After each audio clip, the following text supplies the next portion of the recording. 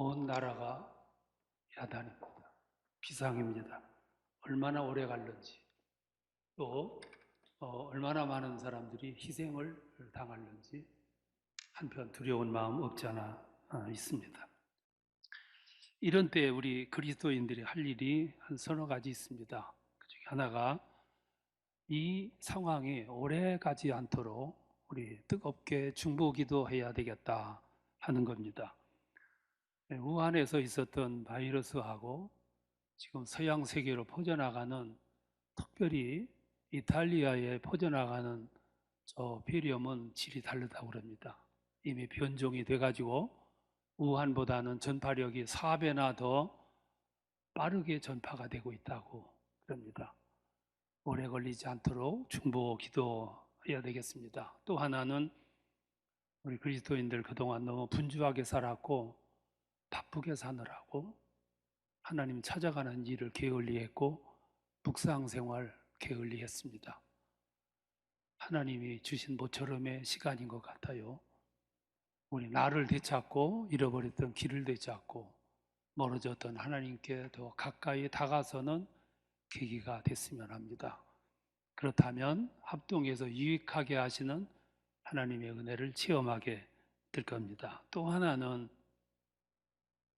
오늘 우리에게 주어진 이 상황을 아주 무거운 마음으로 하나님이 오늘 이 세상에 주시는 경고 사인으로 받으라 하는 겁니다.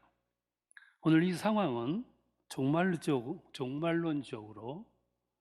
오늘 우리 무거운 마음으로 받아들여야 됩니다. 여러분, 교회 1년간 교회력 가운데 가장 중요한 절기가 언제입니까? 사순절이잖아요. 근데 금년 이 상황은 우리에게 어떤 모습을 가져다 주느냐면 사순절이 시작하는 3월 1일 첫 주일부터 고난주일까지 어쩌면 그 기간 한국교회 전체에 하나님 앞에 나가 예배드리지 못하는 시간으로 꽉 묶어놨습니다. 가정에서 드릴 수밖에 없는. 우리는 이 현실을 그냥 보면 안 되겠습니다. 누구보다도 우리 그리스도인들은 이 사태를 아주 무거운 마음 가지고 받아야 되겠습니다. 이 상황을 이렇게 보면 하나님은 왜 이러실까? 우리에게 뭘 요구하시는 건가? 하나님은 이 땅에 무슨 메시지를 주시려고 이러시는가? 우리는 그 사실을 깊이 한번 분석을 해보고 그리고 길을 되찾았으면 합니다. 오늘 저는 그 본문을 통해서 하나님이 세상에 주시는 이 무거운 사인을 해석을 해보고자 합니다. 오늘 본문은 요한복음 3장 16절, 17절 말씀을 선택했습니다. 이 구절은 세계인들이 사랑하는 구절이고 누구든지 교회에 가면 제일 먼저 만나는 구절이고 그리고 모든 사람들이 제일 많이 외우는 구절입니다. 이 구절 속에 복음의 핵심이 다 들어있는 말씀입니다. 특별히 이 말씀 속에는 하나님의 이 세상을 향하신 아주 애틋한 사랑, 그 하나님의 관심, 또 이 세상을 향한 하나님의 비전이 가득 들어있는 아주 중요한 말씀입니다. 사람들은 비전이라는 걸 갖습니다. 비전은 미래에 대한 꿈이고 기대이고 계획이고 목표입니다. 사람들이 이런 미래에 대한 비전을 갖게 되면 꿈을 갖게 됩니다. 모험을 감행합니다.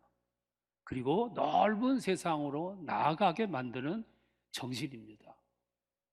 그래서 사람들이 이 비전을 갖게 되면 물불을 가리지 않고 모험을 감행할 수 있는 힘을 갖게 됩니다. 그래서 비전을 가지라고 그러지 않습니까? 네, 하나님께도 비전이 있습니다.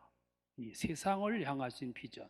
그 비전이 오늘 이 성경의 말씀 속에 가득 들어 있습니다.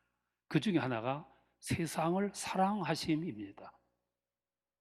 하나님이 세상을 이처럼 사랑하사 이처럼이라는 말은 어떤 것으로도 표현할 수 없을 만큼의 진한 사랑의 내용을 이처럼으로 표현을 했습니다. 오늘 이 세상의 사랑 가운데 가장 지고한 사랑을 부모의 사랑이라 그럽니다. 부모의 사랑은 사랑 가운데 가장 높은 사랑입니다. 자식이 아프면 부모들은 내가 아팠으면 합니다. 진정한 사랑의 표현입니다. 그래서 성경은 이런 사랑을 가진 부모를 공경하라 그렇게 강조합니다. 그보다 상위 개념입니다. 비교할 수 없는 더 높은 사랑이 하나님의 사랑입니다. 그 하나님이 사랑이 세상을 사랑하는 마음으로 표현되고 있습니다. 그래서 이처럼 사랑하사. 하나님의 비전은 세상을 끝없이 사랑하고자 하는 뜻이 있습니다. 또 하나는 사랑도 그냥 사랑이 아니고 아주 충실한 내용을 가진 사랑입니다. 사랑은 말로 하는 것이 아닙니다. 오늘은 사랑한다는 말이 너무 해픈 세상입니다. 홍수 때 물이 많은 것처럼 이 세상에 사랑이 너무 많아요. 근데 마실 물이 없는 것처럼 진정한 사랑이 적은 시대예요. 그래서 사랑이 길지 못하고 허구가 많고 그리고 내용이 빈약할 수밖에 없는 거죠. 그래서 하나님은 오늘 여기서 말씀합니다. 세상을 이처럼 사랑하사. 어떻게 사랑했냐면 독생자를 주셨으니.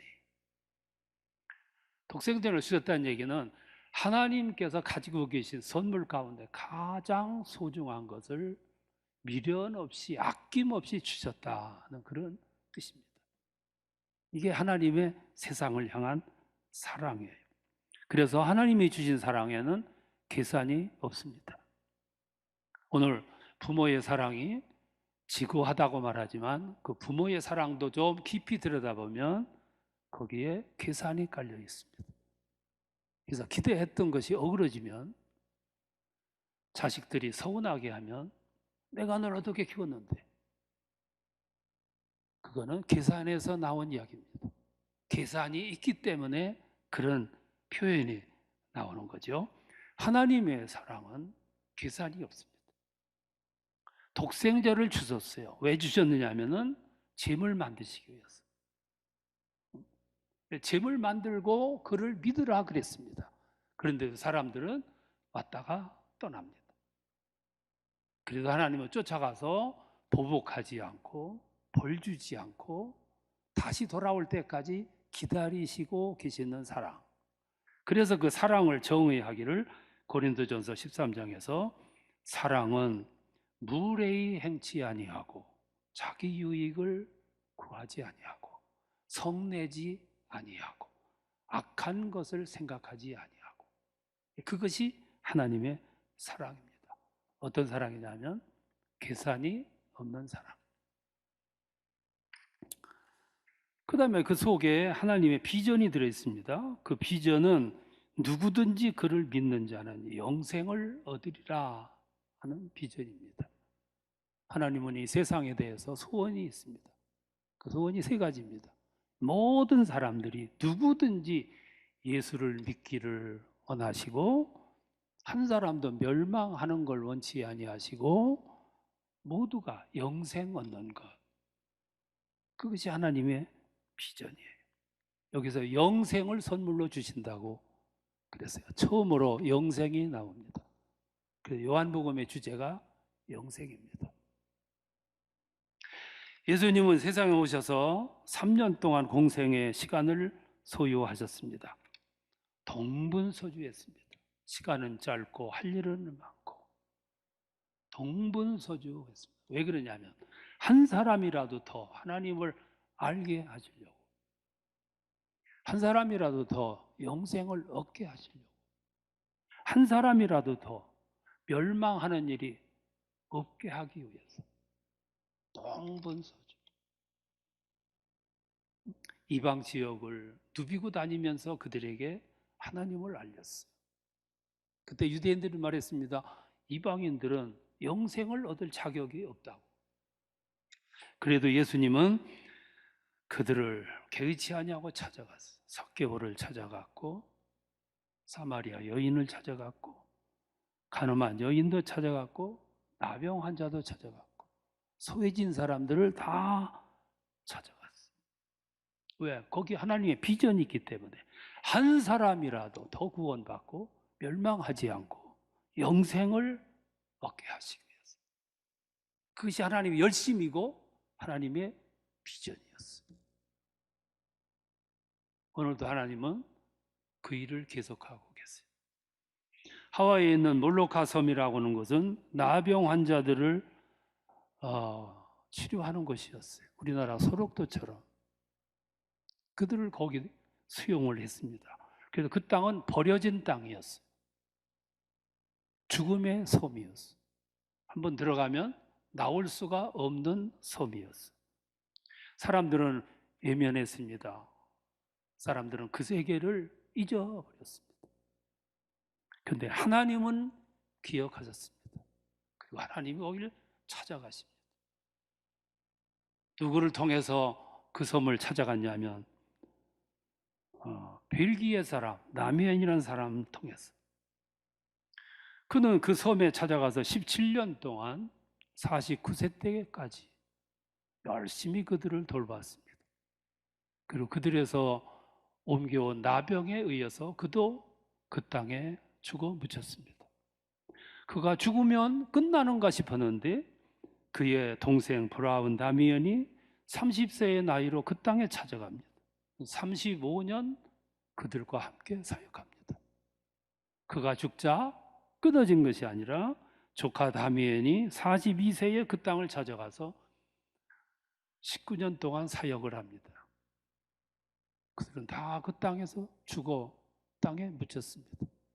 공동묘지를 만들었어요. 그 공동묘지에 묘비를 새겨놨습니다. 이들이 이곳에 올 때는 그리스도를 아는 사람이 한 사람도 없었으나 이제는 그들이 떠나간 그 자리에 그리스도를 모르는 사람은 아무도 없도다. 이것이 하나님의 열심이고 이것이 하나님의 비전이에요. 한 사람도 멸망하지 않고 다 구원 얻고 영생을 얻게 하려 하심이라. 130여 년 전 우리 조선 땅 어둑했던 땅입니다. 지금은 지구촌 시대이기 때문에 아무리 멀어도 비행기를 타고 24시간이면 갈 수 있습니다. 그때는 서양에서 이 땅에 오는데 6개월 배 타고 왔습니다. 어디가 어딘지도 모르고 올 수밖에 없는 그런 암흑의 시대였습니다. 우리는 상상도 못했는데 기대도 하지 못했는데 하나님은 그 젊은이를 통해서 이 땅에 오게 해서 눈을 뜨게 하고 새싹이 돋게 하고 새 세계를 열어가셨고 구원의 깃발을 들고 계셨습니다. 그것이 하나님의 열심이었고 그것이 오늘까지도 이루어지고 있습니다. 그러면 네 번째 생각할 수 있는 것은 그들을 구원하고 영생을 얻는 데는 그냥 말로 되는 것이 아닙니다. 그래서 필요한 것이 제물이었습니다. 누군가가 희생해야 했어요. 그래서 성경을 보면 독생자를 주셨으니 왜 주셨느냐 하면 제물 되게 하시려고. 그래서 예수는 십자가에서 처참하게 피 흘려 제물이 됩니다. 그래서 기독교를 피의 종교라 그러고 희생의 종교라고 그래요. 우리는 사순절마다 십자가를 명상을 하게 됩니다. 십자가가 뭡니까? 무서운 형틀이잖아요. 당시 세계의 가장 막강한 힘을 가지고 있었던 로마가 행사할 수 있었던 가장 무거운 십자가. 십자가는 로마의 힘의 상징이었습니다. 반란 자들을 무자비하게 희생시켰습니다. 굴욕의 상징이었습니다. 값싼 사형법들도 많았습니다. 화형, 참수, 독약으로 돌로 쳐서. 그런데 예수님은 그 당시 십자가형을 받았습니다. 십자가형은 돈이 많이 드는 사형법이었습니다. 로마 병사 4명이 따라붙어야 됩니다. 백부장 한 사람이 따라붙어야 됩니다. 그리고 절차 과정이 어렵습니다. 예수님은 채찍으로 맞으며 빈사 상태까지 이루고, 그리고 십자가의 횡대인 50kg나 넘어가는 이 무거운 짐을 지고, 그리고 고난의 길, 오늘 찬양을 한 비아 돌로로사라고 하는 그 길을 걸어갑니다. 순환의 길이었죠. 비참하게 채찍을 맞고 모욕을 당하고 수모를 당하고 비참한 고난이었죠. 이것이 예수님의 십자가의 고난의 길이었어요. 그 십자가에는 두 아픔이 있었습니다. 물론 하나는 예수님의 아픔이었어요. 절규하는 아픔. 그래서 비명을 지르잖아요. 그리고 6시간 동안 고난을 당하다가 죽어갑니다. 예수님의 고난이 있었어요. 또 하나의 고난은 그 아들의 죽어가는 비명 지르는 모습을 바라보는 아버지의 아픔이었어요. 아들 독생자 예수가 십자가에 매달려서 고난을 받아요. 울부짖어요. 그때 하나님은 어디선가 죽어가는 비명 지르는 아들의 모습을 보셨을 거예요. 그때 하나님의 마음의 아픔, 그 아픔을 성경은 굳이 설명하지 않습니다. 그래서 일본의 시다라구라 하는 신학자가 누구든지 저 숨겨진 하나님의 저 아픔을 모르는 사람은 십자가라는 말을 함부로 짓거리지 말아라, 입에 담지 말라 그랬어요. 이게 소위 아픔의 신학이에요. 예수의 아픔, 그를 바라보는 하나님의 아픔, 그게 십자가의 고난이에요. 재물, 그 속에는 바로 이런 모습이 들어 있습니다. 마지막 결론입니다. 하나님은 이렇게까지 세상을 사랑하셨어요. 그리고 가장 소중한 선물, 독생자를 세상에 보내셨어요. 그리고 한 사람이라도 멸망하지 않게 하기 위해서 제물로 그들을 희생시키셨어요. 사람들은 그걸 믿었느냐 하면은 믿지를 못했어요. 그리고 그를 믿고 영생을 얻으라 했지만 사람들은 믿지를 못했어요. 기다렸지만 사람들은 더 멀리 도망을 갔어요. 계속 외면하고, 그리고 길을 잃고 돌아다니는 그들을 향해서 하나님은 마지막 수단을 쓰셨어요. 그게 심판입니다. 그래서 오늘 성경 18절에 보면 그를 믿는 자는 심판을 받지 아니할 것이요 믿지 아니하는 자는 벌써 심판을 받은 것이니라. 오늘 본문을 보면 심판을 진행형으로 말씀하고 있습니다. 그 말은 지금도 심판이 이루어지고 있다, 그 말씀입니다. 여기서 한 가지 궁금한 것이 있어요. 하나님의 심판을 하신다면 어떤 모습으로 심판하실까? 막 부수고 죽이고 하는 그런 심판은 아닐 거예요. 마지막 시대라면 몰라도 하나님은 살리는 영이시고 회복하시는 영이시고 잃어버렸던 길을 되찾게 하시는 것이 하나님의 심판의 목적이에요. 그러면 어떻게 심판하실까? 하나는 복을 안 주시는 심판을 하실 것이라는 거죠. 하나님이 우리에게 주실 수 있는 가장 소중한 복이 뭐냐? 그것이 구원이고, 그것이 영생이고, 그것이 하나님의 자녀가 되는 거예요. 근데 하나님이 심판하신다면 그 소중한 심판을, 그 선물을 주시지 않는 것으로 심판하실 것이다. 어떻게 안 주냐? 아무리 들어도, 아무리 노력을 해도 아무리 힘을 써도 하나님이 하나님으로, 주님이 주님으로 믿어지지 않는 마음 상태를 유지하는 것, 그것이 하나님의 심판이라는 거죠. 오늘 여러분, 우리는 하나님 앞에 나와서 참 복을 많이 받았습니다. 하나님을 나의 하나님으로, 주님을 나의 주님으로, 하나님께서 주시는 영생을 선물로 받은 사람들, 이건 저절로 주어진 것이 아니라 내가 그 선물을 받을 수 있는 믿음의 마음으로 하나님께서 복을 주셨기 때문에, 이게 첫 번째 심판일 거예요. 두 번째 심판은 우리들에게서 가장 소중한 것을 뺏어가는 것으로 심판하실 거예요. 그러면 우리들이 가지고 있는 것 가운데 가장 소중한 게 뭘까? 그게 평안이에요. 여러분, 젊은이는 미래에 대해서 꿈이 있어야 되고 기대가 있어야 되고 희망이 있어야 돼요. 근데 오늘 젊은이들이 미래에 대해 희망을 빼앗겼어요. 나는 그것이 무서운 심판이라고. 나라는 평안이 있어야 됩니다.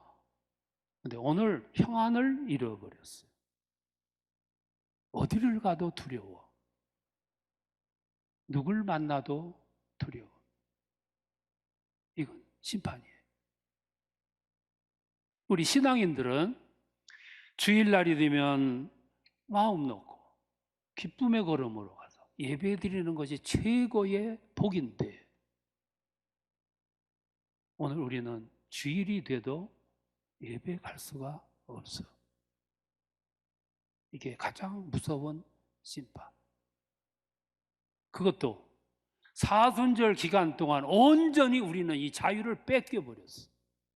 평화도 뺏겨버려. 여기서 생각되는 것이 호세아서 2장 11절이에요. 백성들이 타락하고 하나님을 떠나갑니다. 심판을 경고했어요. 내가 그의 모든 희락과 절기와 월삭과 안식일과 모든 명절을 폐하리라. 바로 이것이 오늘의 상황. 우리 그리스도인들이 지금 이 시간 무거운 마음으로 이 상황을 받아들여야 된다는 이야기는, 오늘 우리들이 이 평화를 잃어버렸고 화평을 잃어버렸고 안식일을 잃어버렸고 명절을 잃어버렸어. 오늘 우리는 심판을 받고 있어. 무거운 마음으로 이 상황을 이해를 해야 된다, 이 말씀이죠. 이와 같은 모습을 조금 깊이 들여다보면 이것이 오늘의 주어진 심판이 아니냐, 이 말씀이죠. 그래서 오늘 이 상황을 우리는 무겁게 받아들이는 거예요. 너무너무 무겁게 받아들여요. 희락도 뺏어가시고 절기도 월삭도 안식일도 명절도 다 폐하리라. 오늘 이 시대의 모습입니다. 오늘 우리 신앙인들이 할 일이 있습니다. 그거는 뜨겁게 중보 기도하는 일입니다. 먼저는 우리 신앙인들 자신이 무릎을 꿇고 이 중요한 사순절 절기 전체를 앗아갈 만큼 우리에게서 평화를 빼앗기는 이 사실을 놓고 우리는 뜨거운 마음으로 눈물을 흘리며 기도해야 될 것이고, 그리고 우리 백성과 이 세계민들이 하나님이 주셨던 그 높은 깊은 전체를 다 주시면서까지 사랑하셨던 이 사랑을 떠난, 길을 잃어버린 것에 대해서 길을 되찾게 하시려고 하시는 이 사실을 우리는 생각하면서 기도하셔야 되겠어요. 그때 하나님은 우리들로 하여금 길을 되찾게 하시고 원상을 회복하게 하실 겁니다. 다시 한번 오늘 이 주일을 맞이해서 옷깃을 여미고 하나님 앞에 엎드려 기도하는 축복의 주일이 될 수 있기를 축원합니다.